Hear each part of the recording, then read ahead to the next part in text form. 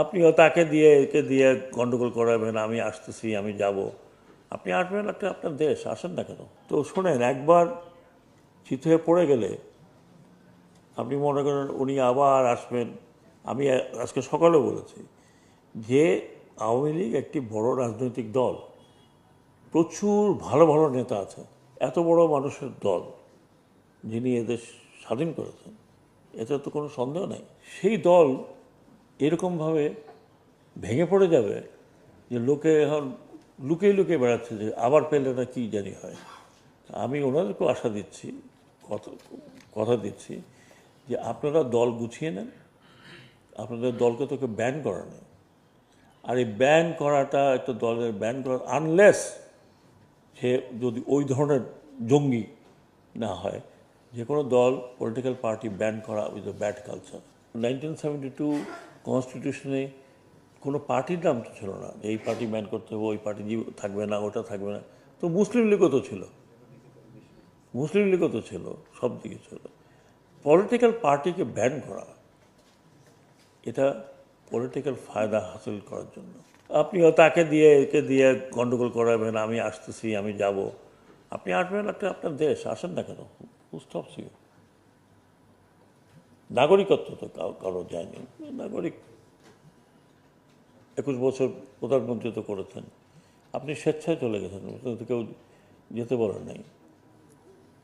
আপনি স্বেচ্ছায় গেছেন, আপনি ভালো থাকেন, আবার আসেন। আমরা সবাই আপনাকে শ্রদ্ধা করি, করি না, না অশ্রদ্ধা করছি না।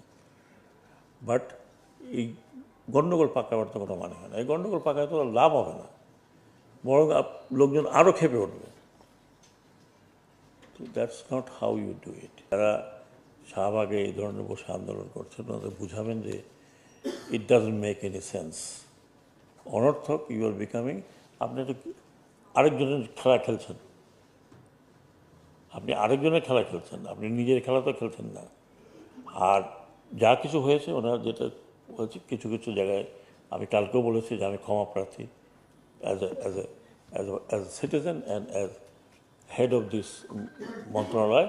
এটা আমাদের দায়িত্ব, আমরা দায়িত্ব যে কোনো কারণে হোক পালন করতে পারিনি।